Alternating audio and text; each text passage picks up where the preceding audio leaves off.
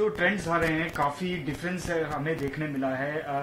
काफी कॉन्फिडेंस नजर आ रहे थे। तेजस्वी यादव भी बकायदा शपथ विधि की डेट भी 18 तारीख उन्होंने बता दी थी। What went wrong according to you? देखिए, अभी तो रुझान आ रहा है। रुझान के हिसाब से मैं मेरी पार्टी का बताऊंगा, मजलिस इत्तेहादुल मुस्लिमीन, तो हम तो अल्हम्दुलिल्लाह फिलहाल 5 दिखा रहा है, लेकिन यकीन मानिए शाम तक मुझे उम्मीद है कि 8 से 9 सीट तक हम चले जाएंगे।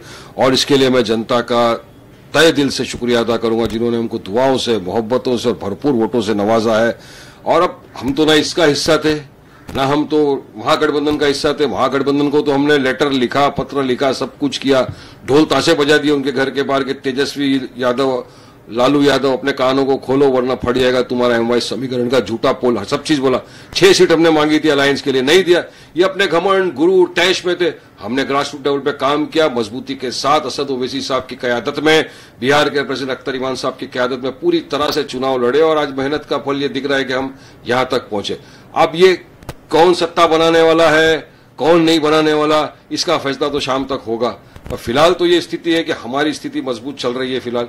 और अब देखने को तो ये मिल रहा है कि जो तेजस्वी यादव खुद ट्रेलिंग कर रहे हैं। तो अब ये सब इनको इंट्रोस्पेक्शन करना चाहिए। हमने पहला तो हम पे कोई इल्जाम नहीं लगाना। हमने पहले बोला था साथ में आइए लड़िए, नहीं आए आप, हमने लड़ा। आज कितनी बड़ी जो पार्टियां हैं उनसे ज्यादा तो अल्हम्दुलिल्लाह हमको इज्जत दिया अल्लाह ने, और आगे भी हमको मिलते रहेगी इज्जत, क्योंकि मेहनत है और पब्लिक को कहीं ना कहीं एमआईएम के अंदर विकल्प के तौर पे दिख रहा है। और हिस्सेदारी की लड़ाई थी, डेवलपमेंट की, विकास की, करप्शन खत्म करने की लड़ाई थी जो हम वहां पे जाके लड़ रहे थे। एसआईआर का कितना बड़ा रोल मानते हैं इसमें? और जो सरकार की तरफ से 10,000 रुपए महिलाओं के अकाउंट्स में भी गए हैं, कहीं ना कहीं वो एक गेम चेंजर आप मानते हैं? क्या आकलन रहा है जिस तरह से एनडीए का प्रदर्शन वहां पे रहा? देखिए साहब, एसआईआर की जहां तक बात करूं तो हमने पहले से कहा था हम एसआईआर के विरुद्ध में नहीं थे। एसआईआर करिए, लेकिन उसमें तो प्रतिक्रियाएं जो लाए थे लोगों ने, आधार कार्ड नहीं था, उसके लिए सबसे पहले तो हमारे पार्टी प्रेसिडेंट असद ओवैसी साहब, अख्तर भाई सब गए थे, इलेक्शन कमिश्नर को मिले, मीटिंग की, उनसे समझाया कि इस तरह से अगर आप ये डॉक्यूमेंटों को नहीं मानोगे तो काफी लोगों के वोटर लिस्ट से नाम कट जाएंगे। हमने कहा, अब जैसा आपने कहा कि 10,000 रुपया जो देने की बात है, ये देखिए सब क्या होता है। चुनाव के पहले महाराष्ट्र में भी आया था लाड़की बहन योजना। हाँ, चुनाव के बाद क्या हो गया, लाखों महिलाओं के अकाउंट में पैसे नहीं आ रहे अभी, और उसकी वजह से हो क्या रहा है। मैं कुछ लोगों को जानता हूं जो हमको बोलते, वारिस भाई हमको तो लगा था कि लाड़की बहन योजना में पैसा आ रहा है, तो किसने मोबाइल ईएमआई पे ले लिया, तो किसने क्या ईएमआई पे ले लिया, अब वो सब अटक गए। तो ये चुनाव के पहले होता है, उसके बाद अपना काम बनता, भाड़ में जाए जनता, ये वाला उसूल होता है। तो हम वही बात करते हैं जो प्रैक्टिकलिटी होती है, प्रैक्टिकल बात जो हम करना चाहते हैं, विकास और हिस्सेदारी की भी लड़ाई थी। देखिए हमारा मुद्दा भी ये था ना कि अगर आप 2% वाले मल्लाह को उप मुख्यमंत्री बना सकते, 14% वाला यादव मुख्यमंत्री बन सकता है, तो जो 19% वाला बिहार का मुसलमान है वो क्यों नहीं बन सकता भाई? उसको क्यों नजरअंदाज किया जा रहा है? क्या उसका अधिकार नहीं कि वो भी हिस्सेदारी में आए, पॉलिटिकल एम्पावरमेंट उसका भी हो? तो ये तमाम मुद्दे जब लेके गए जनता के सामने, तो जनता ने वाकई में कहा कि नहीं, हिस्सेदारी की लड़ाई, डेवलपमेंट, विकास। आज तक सीमांचल का नाम किसी के मुंह पे नहीं था। सबसे पिछड़ा ओवर क्यों है? क्योंकि वहां पर 68% मुसलमान है, अकलियतों की आबादी ज्यादा है। आपने उसको एकदम दरकिनार कर दिया था। वोट चोरी को भी दरकिनार करते हुए नजर आ रही है अपोजिशन के जो एलिगेशंस वगैरह लगाए थे। अब देखिए, अपोजिशन के जो एलिगेशंस है उस पर ये इलेक्शन कमिश्नर को स्पष्टीकरण देना चाहिए कि क्या रियलिटी है क्या नहीं है।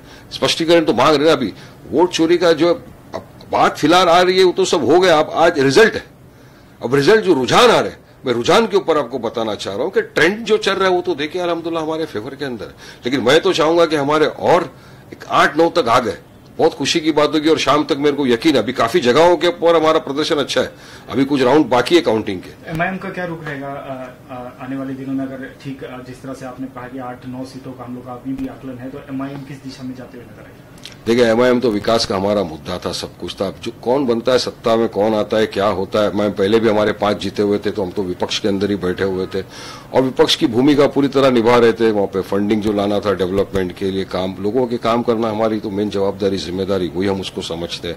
और अभी भी देखते हैं क्या होता है, इब्तिदाई इश्केर होता है क्या, आगे आगे देखिए होता है क्या, शाम तक सब स्पष्टीकरण हो जाएगा। Sir, will do it in English. How do you see the latest trends of Bihar elections result seems to be extending? First of all, I would thank the voter of Simanchal, Bihar, who voted for us in large numbers. And see the percentage of vote in Simanchal, Kishanganj was 78%, and everywhere it was more than 75% and all. So I would like to thank the voter who showered us with blessings, prayers, and they voted for us. And till now, what we are seeing the trend is that we are leading on 5 seats. But till 5 p.m., I am hopeful and I am sure that inshallah we will go about 8 to 9 seats. I am hopeful for that because we have worked hard. Our party president Asad Owaisi Saab, under his leadership, under his guidance, Dr. Iman Saab's guidance, the entire unit worked there, and the love and the affection which was shown to us by the people of Simanchal, you could very well see what was going on there. And as an option, people saw that this party has come as an option. And we said our main things were that development, we were against the corruption which was going on there, and it was about the equality and political empowerment. When a 2% Malla can become the deputy chief minister, when 14% Yadav can become the chief minister, why not a 19% Muslim? Don't you find any Muslim capable of being chief minister of Bihar, leading Bihar? So if you don't do the empowerment of Muslims, how will the community come forward? And we had offered the Mahagathbandhan. We said, okay, let's join hands together to ensure that the secular votes are not divided, and to see to it that the BJP is defeated. We went to them several times. We offered them, okay, come, give us 6 seats. But their arrogance led us to this disaster. They were so arrogant, they did not follow us, they did not accept our invitation, but we fought and public showered the blessings.